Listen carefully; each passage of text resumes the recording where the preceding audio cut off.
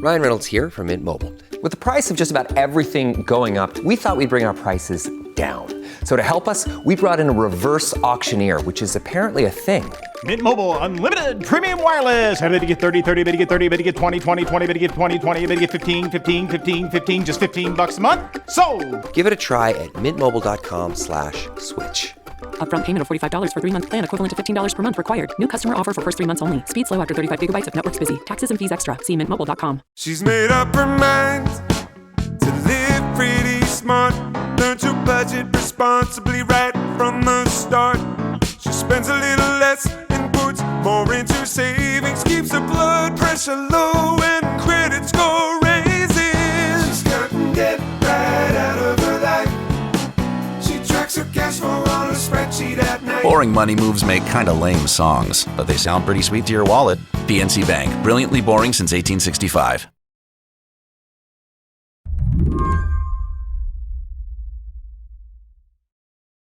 Before I tell you about the fight over public media that's unfolding in Congress, before I get into which senators are poised to swoop in to protect federal support for their local member stations and which aren't, I'm going to rewind the clock.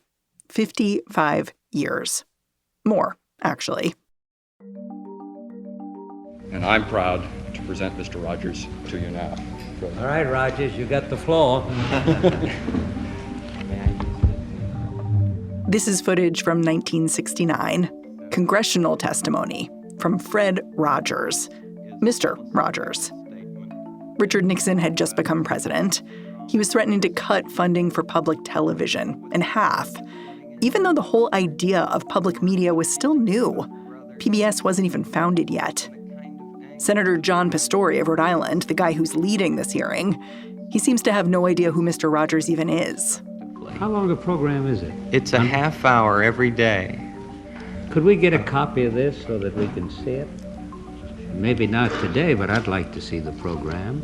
I'd like very much for you to see. I'd like to see the program itself or anyone. Mr. Rogers proceeds to practically hypnotize his audience. Could I tell you the words of one of the songs which I feel is very important? Yes. This has to do with that good... He talks about how important it is to teach kids about managing their feelings. And then he recites the lyrics to the song, "What do you do with the mad that you feel?" What do you do with the mad that you feel? When you feel so mad you could bite. When the whole wide world seems oh so wrong, and nothing you do seems very right. What do you do? It's a mesmerizing clip. It has such a time capsule feel because you can't imagine a congressional hearing like that today.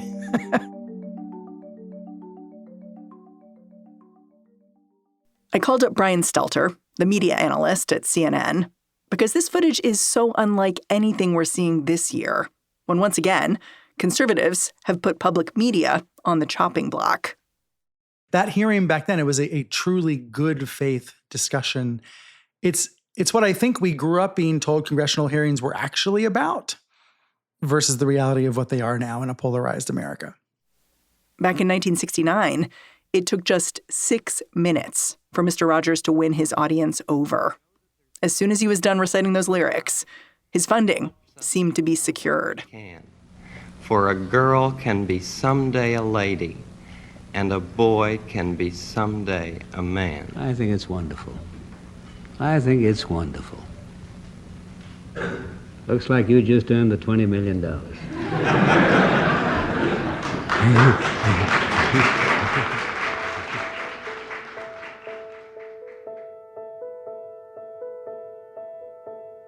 Do you feel like there's going to be any kind of Mr. Rogers moment this time around? No. The short answer is no, and the longer answer is no, because there's no figure like him. There's no desire to hear from a figure like him. There's very little desire to have preconceived notions and impressions and assumptions challenged. These lawmakers are not on a fact-finding mission. They are not interested in exploring the pros and cons of public media in the 21st century. By the way, I think that would be fascinating. I would love to watch a congressional hearing about that. There are interesting arguments against public media. There are also interesting arguments for it. But that is not what's being discussed right now.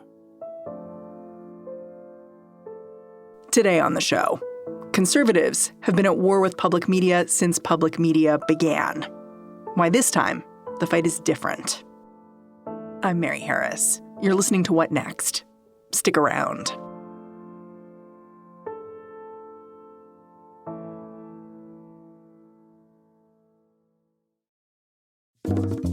This podcast is brought to you by Progressive Insurance.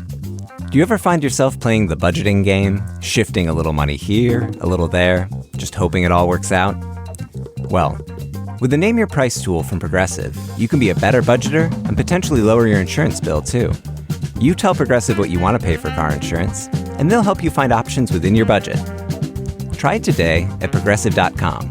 Progressive Casualty Insurance Company and Affiliates. Price and coverage match limited by state law. Not available in all states.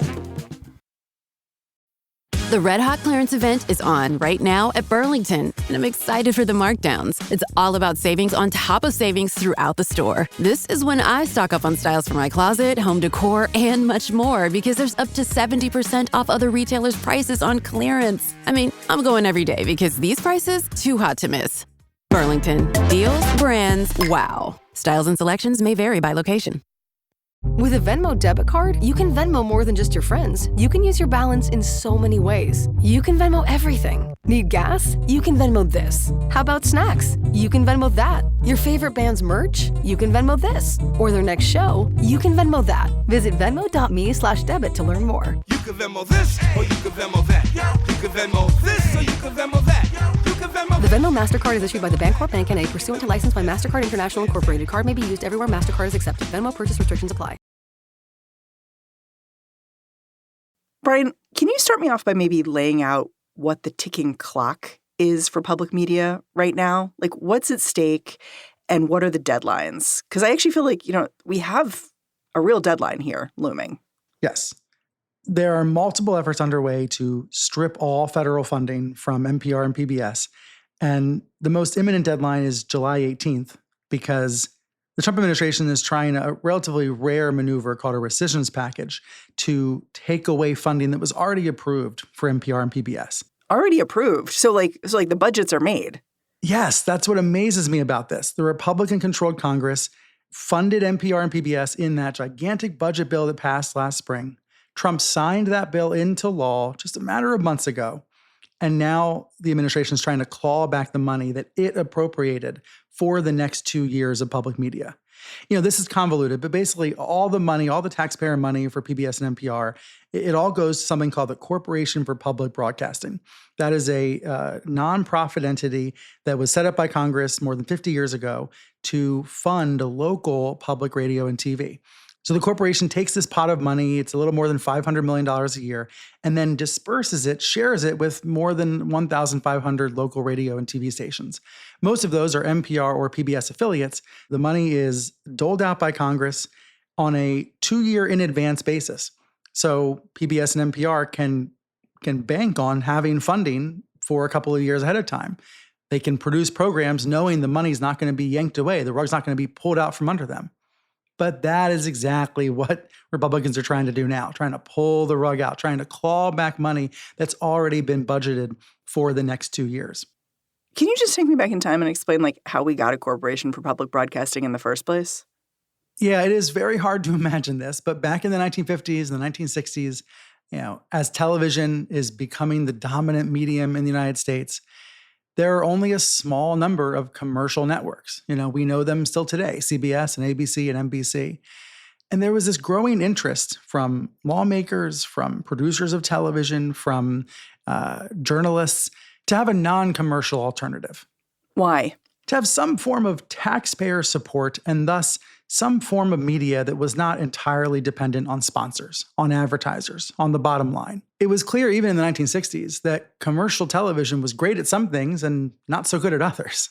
Public media was created in part to fill those gaps, to create space and money and time for documentary, for scientific programming, for news, for the kind of content that might not rate as well, certainly wouldn't be as profitable for other networks, but needed to be on the airwaves. So Corporation for Public Broadcasting gets created in the 1960s. And I was struck by the fact that it really was controversial right from the beginning. Like, if you look back in 1971, you have a lawyer in the Nixon White House warning about what was happening here and basically saying, this is the development of government-funded broadcasting. That lawyer, by the way, is Antinine Scalia, a future Supreme Court justice. So it really became this feared thing from the start. Can you just walk me through how that developed? Yeah, that's true. Republicans have been trying to take the public out of public broadcasting for as long as the system has existed. And I think some of it comes from a view that the system is inherently biased, inherently favoring liberals. This was certainly the view of some in the Nixon White House in the early 70s. Nixon vetoed 2 bills relating to the system's funding structure just as it was getting set up. Nixon seemed to really hate public broadcasting, which was kind of, I don't know if it's ironic, but Nixon's impeachment was heavily covered by PBS. So it became this funny thing where the two things were entwined. Yes, there's a connection between the two. Yeah, at least PBS executives at the time believed there was. PBS executives were very proud that the Watergate hearings were being aired in depth on PBS, that people could watch all day long and experience the hearings in real time. That very well may have added to the animus that Nixon and his aides were feeling toward PBS.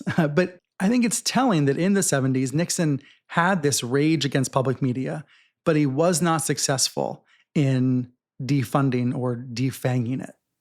But the idea never went away. How did it evolve over time? Because you've seen all kinds of conservatives argue against public media. Ronald Reagan, House Speaker Newt Gingrich in the 90s. What did their arguments look like and how did they change? I think I would put it in the words of Donald Trump. He recently said this on Truth Social. He said, for decades, Republicans have promised to cut NPR, but have never done it. And certainly his efforts right now are informed by the failures in prior decades. Newt Gingrich came out in the 90s talking about the need to reduce funding to public media, promising to get it done and then not succeeding, despite all of the other accomplishments of the Republican Congress back then. PBS and NPR have always been popular enough to fend off political battles, to fend off political threats. Every Republican president since Nixon has said in one way or another, or tried in one way or another, to defund public media, or at least to take away some of the funding. But it has never happened because there's actually a lot of grassroots support for public media. And there are always enough Republican lawmakers who, at the end of the day, will make sure PBS and NPR get that money. Has the complaint always been liberal bias from conservatives? If I had to distill it into one sentence, yes. The primary complaint has always been about liberal bias. There are also arguments against taxpayer money going to, television programming or radio programming. You hear the arguments about how that's my money. Those are my taxpayer dollars. I do think it's important in that context to note that the average American is paying about $1.60 a year toward the Corporation for Public Broadcasting. I am sure there are some who would still say ideologically, that's inappropriate. Give me back my $1.60. But I tend to believe that the fiscal arguments take a backseat to the political arguments. So part of what's interesting to me about President Trump going after public media in this term is that it's not the first time he's tried to do it. Like, he wasn't a fan of public media during his first administration.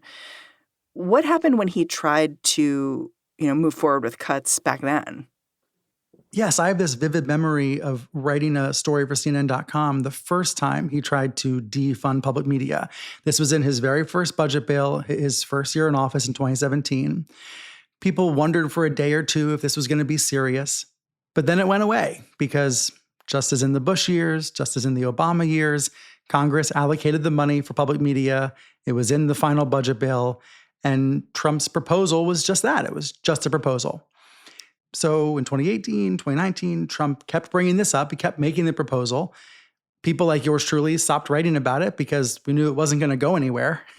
This is like the original taco, Trump chickening out. 100%. This was just, in his first term, this just was not a priority or perhaps he hadn't learned how to use the levers of government to get what he wanted.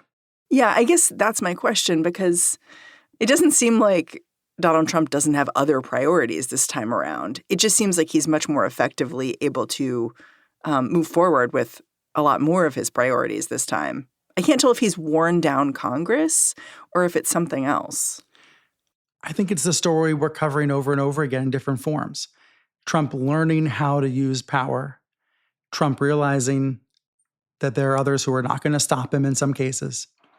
Trump figuring out how to translate words into actions. And, it's a daily story that we're all covering. I think when it comes to public media, he has found multiple ways to threaten the public media system. Right now, this rescissions package is the most urgent, but there are others as well. And probably really most critically, he has people in place in various offices, in various roles, who are out to accomplish this task, who are not going to take no for an answer. Yeah, notably someone like Russ Vought, who testified in front of Congress about why he thought cuts were necessary to public broadcasting. The proposal would rescind $1.1 billion in funding to the Corporation for Public Broadcasting, which has funded a politically biased public media system that has promoted radical and divisive ideologies at the American taxpayers' expense. Yes, and the fact that he would testify about something that's a minuscule part of the federal budget shows how PBS and NPR have become really valuable symbols to Trump and the administration. There is no longer any excuse for tax dollars to subsidize these radical far-left networks. If you would like to donate to them on your own, you are more than welcome to do so as a taxpayer. But taxpayers should no longer be forced to foot the bill. The proposal. If you're a part of the MAGA movement, you believe PBS and NPR are part of a liberal agenda to undermine what you believe is right and just in America. You believe the PBS NewsHour exists to get Democrats elected and to get Republicans out of office. You believe NPR is pushing a transgender agenda and hurting children. You believe that all of this programming is fundamentally against your way of life. There is a narrative against public media that is very loud and convincing. And even though I think it does not hold up to scrutiny, there's a lot of evidence to the contrary of everything I just said. That's where we are. We'll be right back after a quick break.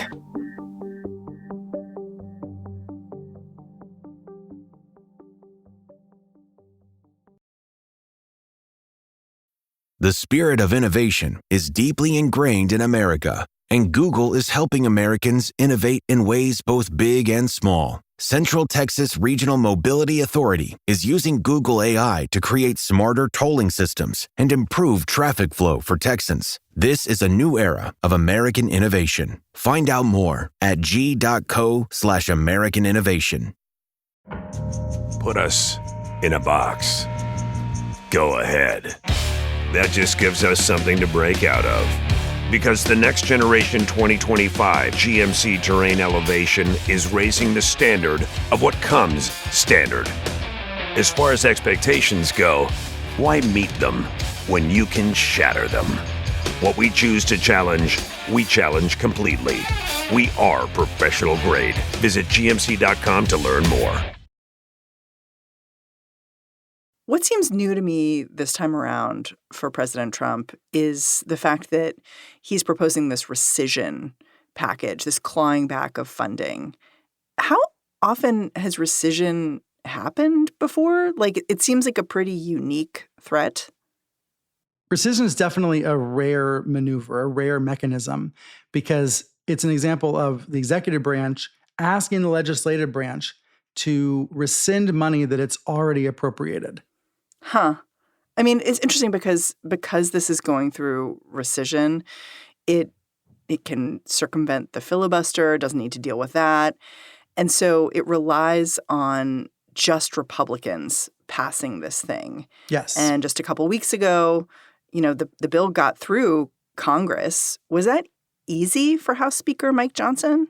There were a couple of last-minute hiccups, but it was a relatively easy vote, looking back at it.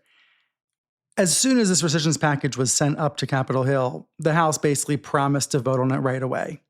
And that's a testament to Trump's power over the House. But taking the public media part of this, it was the first up or down vote in Congress about NPR and PBS in decades. Because normally the funding is in those giant must-pass budget bills. So lawmakers never have a chance to vote yay or nay directly on the value of NPR and PBS. And given Republican hostility toward public media, and given Trump's power over the House GOP caucus, I think it was inevitable the House was going to vote to go ahead with these cuts. The much greater question is the Senate, and we don't know what's going to happen there. Yeah, I mean, it's notable to me, looking at this bill moving to the Senate, who the senators are who are opposed to cutting public media. In some ways, it's the usual suspects, like Lisa Murkowski of Alaska, Susan Collins of Maine. But they also, I think it's notable, represent rural areas, places that may rely on public media to serve constituents who would otherwise be pretty isolated. What are they saying about this bill and whether they can support it? Yeah, this rural versus urban dynamic is really interesting. Because if the federal funding suddenly evaporates for NPR and PBS stations, the bigger stations will survive. They're probably going to push me harder to donate. They're going to need funding from other sources as a result, but they will survive. It is the rural stations that are often in Republican strongholds that will probably go off the airwaves. I interviewed the head of Alaska Public Media about this. He said, these stations in Alaska, they are in many cases the last locally owned broadcasters in their communities. And in Alaska, for example, there's lots of repeater stations in far-flung parts of the state that enable a statewide network, that enable programming to reach a huge state like Alaska. And Ed Ullman, the head of Alaska Public Media, said to me, it's fair to say many of these stations will close if federal funding is eliminated. And that's because the smaller the station is, the more likely it needs more federal support. That's why we heard Murkowski come out months ago and say she will try to defend NPR and PBS stations in Alaska. Yeah. I mean, it's interesting to hear the Alaska public broadcasting people speak out because they talk about shows that are just like so local. And honestly, they're often about stuff like weather disasters, roads, stuff that's just basically important. And then you can also see why like a business wouldn't step in to fill the void. Because when you're talking about stuff like notifying people about goods and services and the basics of an emergency, that like that's the kind of thing where it's not reliable if you're doing it as a business. It's something that happens randomly, and yet it is so necessary to have an outlet for that kind of information. 100%. Another example is in Maine. The Maine Public Media Network has a show called Borealis, The Nature of Maine. It's all about the environment. It's a multi-platform outdoor series that nobody outside of Maine would care about. And frankly, there's not a lot of commercial television in Maine that would have the funding for it. So those are the kinds of examples, and I think that, there are dozens of them across various states where cutting the federal funding would have a tangible impact. And there are some examples that don't have to do with life or death, but are still meaningful, airing a high school quiz show, having a call-in program that's just for your community, having live coverage of state-level legislatures, and having those meetings be live streamed. Like all of these sorts of things that, frankly, the people who watch and listen probably take for granted, might not think about the funding sources, might not realize that federal funding matters to these programs and these networks. Some of that really is at risk with this funding battle. Yeah. We've talked about how there's this deadline in mid-July for this rescission package to pass the Senate. Is it possible that this just quietly dies, doesn't go anywhere, no vote? Yes, to me, that's the most interesting possible scenario. The Senate could just ignore this proposal. And if they ignore it until July 18th, the rescissions package dies. So if Murkowski and let's say Susan Collins and let's say one or two other senators don't want to have this awkward vote, if they don't want to have to defund NPR and PBS in their states, they don't have to vote yes or no. They can just ignore it. So If this rescission package fails to pass or, gets ignored, does that mean public media is in the clear? No, far from it. I think some of these public media executives might be able to take a 1-week vacation, but it is clear that Trump is trying other avenues to defund NPR and PBS. The rescissions package is, I suppose, the cleanest way. It's the clearest way. But he has also attempted to fire 3 of the board members of the Corporation for Public Broadcasting. Now, that board is supposed to be independent and nonprofit, and it's set up to be insulated from presidential interference. So, yeah, can he even do that? The board says he can't. And there's a pending lawsuit right now over that very issue. For the time being, the corporation is acting as if Trump never tried to lay anybody off, never tried to fire anybody, and it's continuing its work. So now there are 3 lawsuits over the future of public media. There's that corporation lawsuit, and there are also First Amendment lawsuits filed by both PBS and NPR that are trying to have a court affirm that Trump cannot just unilaterally defund the networks. We're in a situation now where we're waiting for courts to rule on whether he does have that power or not. I'm sure you've spoken to public media executives. What are they telling you about how they're preparing for the coming years? Because even if this rescissions bill disappears, I imagine they are looking at being much more vulnerable now into the future. Yes, for as long as Trump is in office, NPR and PBS are supremely vulnerable. And I think the officials there are aware of this. They are working on backup plans and backup plans for backup plans. Fundamentally, though, the biggest thing NPR and PBS can do is try to tap into the audience and rally the audience to its side. And we've seen NPR and PBS do that by asking viewers and listeners to call Congress, write to Congress, try to keep the funding, but also to have the audience donate more. And we're going to hear a lot more about that if federal funding is stripped away. I imagine it's an awkward position for them in some ways because they're trying to make the case that they're unbiased, right? But at the same time, they really need their listeners and viewers to support them, partially because Republicans in Washington are trying to cut their funding. It's like they almost can't be unbiased in this situation. Public media did not go looking for this fight. But because Trump has tried, several different ways to strip all the funding, they do have to defend themselves. They did have to go to court with these First Amendment lawsuits. They have had to rally their audience. And yeah, this may end up further polarizing the country when it comes to the topic of public media.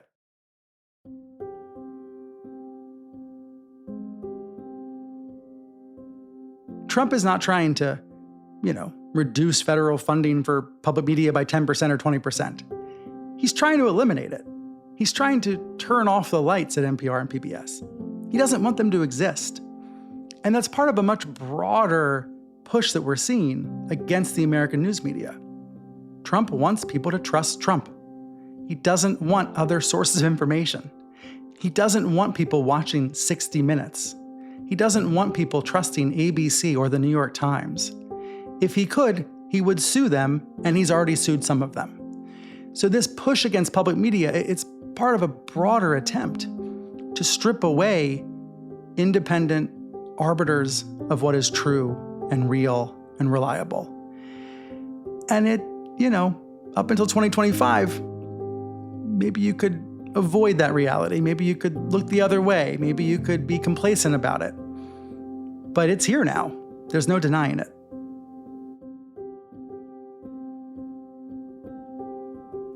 Brian, I'm really grateful for your time and for your insight. Thanks for coming on the show. Thank you. Brian Stelter is the chief media analyst at CNN. And that's our show. What Next is produced by Paige Osburn, Elena Schwartz, Rob Gunther, Madeline Ducharme, Ethan Oberman, and Anna Phillips. Ben Richmond is the senior director of podcast operations here at Slate. Mia Lobel is our executive producer. And I'm Mary Harris. If you're on Blue Sky, you can head on over there and say, hey, I'm at Mary Harris. Thanks for listening. Catch you back here next time.